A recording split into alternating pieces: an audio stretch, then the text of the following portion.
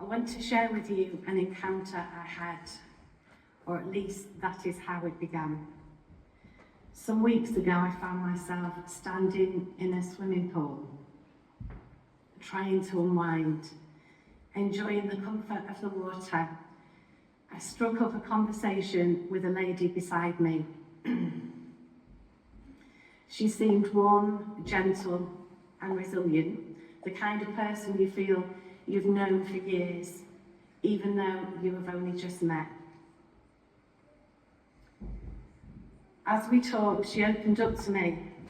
She told me how she'd grown up in a beautiful village, surrounded by love. Her childhood had been filled with countryside walks, days spent exploring stately homes, and family quizzes that left them laughing late into the evening. She described a home where warmth was abundant and where extended family were always near. I smiled because I could relate. I knew what that kind of childhood felt like, full of belonging and full of safety. But then her voice softened. She explained that everything changed when she was 14. Her parents divorced, not quietly, not gently, but in a way that pulled her world apart.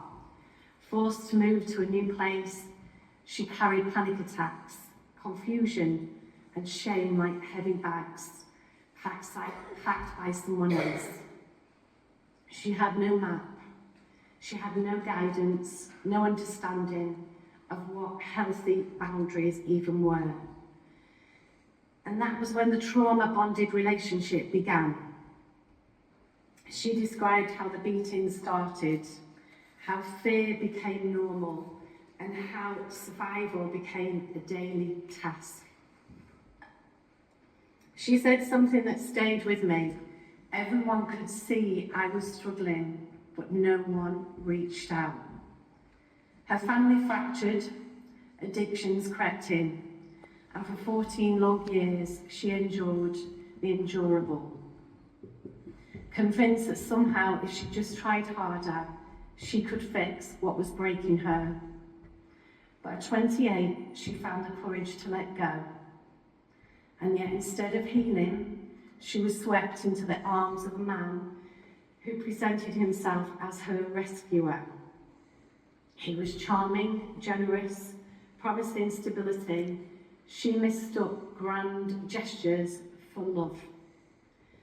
2 sons were born, and then came the heartbreaking realization that their father did not love them unconditionally.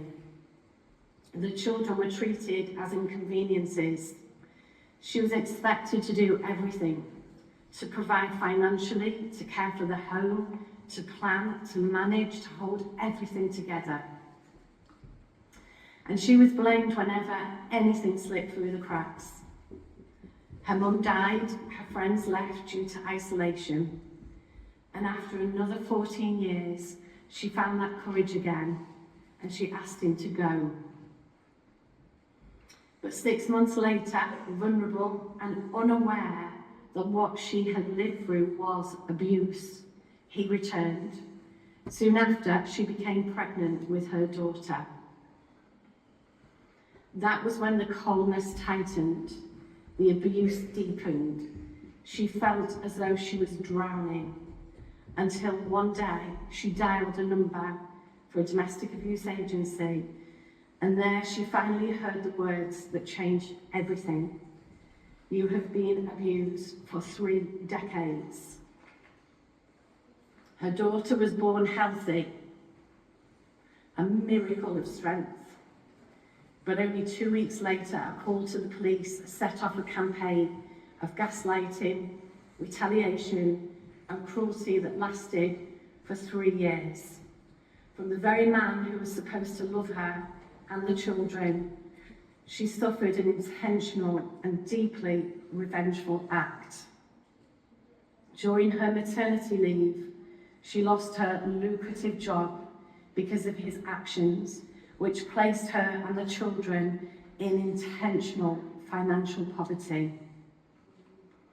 It should have resulted in significant compensation and full legal accountability, and the police indicated that the perpetrator would face prison for what he had done. But instead, she was dragged through a court system for an entire week without legal representation, forced to listen as her experience was denied, minimised, dismissed as unrelated to domestic abuse. The truth was ignored and justice was withheld, despite the police assuring her that what happened would result in a prison sentence level 5-year offence. Justice did not prevail. She then entered a very scarce and unwelcoming refuge with her 3 children, not for a week, not for a month, but for 2 years, and was met with compassion fatigue. She attended 24 court hearings. She faced the unthinkable, the possibility of losing her children, and for what crime? For having the courage to say no more, for an entire system falling for high-level manipulation, and for the complete misunderstanding of the level of domestic abuse she had been subjected to. But slowly, piece by piece, a new life began to take shape. She and her children were finally able to move out of the area.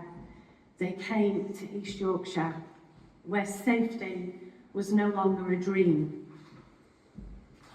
but something real. She rebuilt her life one day at a time. She remarried to a man who cherishes her and cherishes the children. The children stabilised, and she founded a charity to support others living with the hidden wounds of domestic abuse. Turning her pain into purpose, her suffering into service, and her darkness into light. And as she finished her story, I stood by the pool, staring at the water. I caught my reflection, and then I realised something. The lady I was talking about was me. My name is Jennifer. I am the founder of the Lansdowne Group. My beloved husband and our amazing team are over there. I know what abuse looks like. It often arrives disguised as love, wrapped in charm, and excused by fear. I know what it feels like to lose yourself. I know what it means to fight for your children, your safety, your sanity, and your future. I know what it is to walk through darkness so thick you can barely breathe. I know what it's like to forgive cruelty, and I also know what it is to rise. And this is why I stand here today. This is why we as a community and as a charity choose compassion. This is why we choose to be light in someone else's darkness, because no one should ever walk that journey alone. Not anymore, not ever again. Thank you for listening, and God bless you all.